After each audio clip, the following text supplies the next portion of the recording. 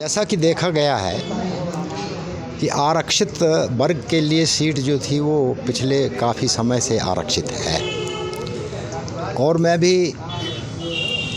लगभग 1972 से जनसंघ के समय से और फिर भारतीय जनता पार्टी के उसमें हमेशा काम करता रहा हूँ।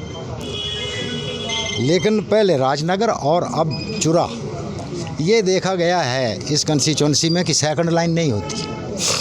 बड़ी मुश्किल से एक प्रतिनिधि को हम ढूंढ करके लाते हैं और उसी का ही परिणाम है कि कंस्टिट्यूंसी में ना तो सही ढंग से विकास कार्य होते हैं और ना लोगों की आवाज़ सुनी जाती है।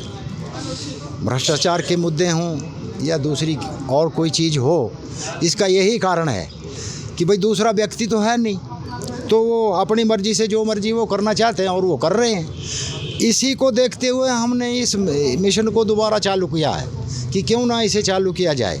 अब राजनीति में लोकतंत्र को अगर बचाना है तो राजनीति में लड़ाई होना बड़ा ज़रूरी है। पहले टिकट की लड़ाई हो, फिर प्रतिद्वंदियों में लड़ाई हो, तो वो आदमी जो है थोड़ा जब उससे निकलता है तो काफ़ी अपने आप को क्या कहते हैं कि भाई वो साफ सुथरा बना कर निकलता है। लेकिन यहाँ तो ऐसा नहीं है, राजनगर या चुरा में ऐसा नहीं है, क्योंकि एक ही आदमी नामांकित होता है और उसी को आगे चलना होता है। हाँ जी, जिसकी वजह से हम इस मिशन को चला रहे हैं। धन्यवाद। आज हम चुरा विधानसभा सीट को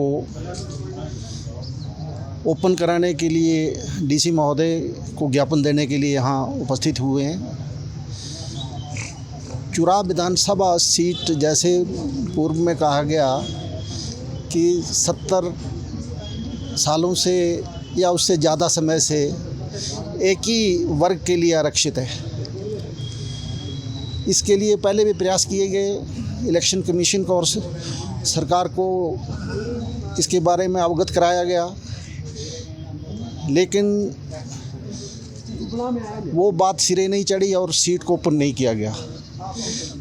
हमारा पूरी यहाँ आई हुई राजपूत कल्याण सभा मिशन ओपन चुरा के सदस्य और धुंध खुरेट के सदस्य हमने सबने विचार विमर्श किया कि सीट एक ही कास्ट के लिए रिजर्व होने से बाकी के जितनी वर्ग के लोग हैं वो अब इससे वंचित रह जाते हैं और एक ही वर्ग के लोग जब किसी संस्था या किसी राजनीति में रहते हैं तो वो इस लिहाज से भी ठीक नहीं है कि राज एक के पास रहेगा तो कोई ना कोई उसमें भ्रष्टाचार या अन्य गतिविधियां जो है पैदा होती हैं। इसलिए हमने मांग की है कि ये रोटेशन में हो और सभी वर्गों के लिए ये ओपन हो, ताकि सभी अन्य वर्ग भी इसमें जनरल कास्ट के भी लोग इलेक्शन लड़ सकें।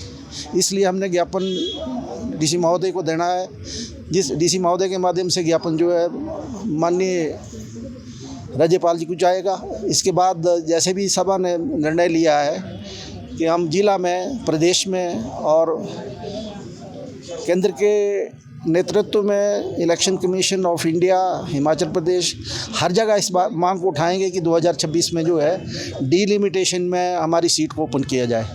धन्यवाद। जिलाधीश महोदय चंबा के पास अपने चुरा विधानसभा क्षेत्र की मांग लेकर आए हैं, क्योंकि चुरा विधानसभा क्षेत्र जो है वो पिछले 60 वर्षों से आरक्षित है। तो पिछली बार भी हमने 2006 में भी इसके लिए प्रयास किया था, सरकार से मांग की थी, लेकिन वो हमारी मांग पिछली बार पूरी नहीं हुई।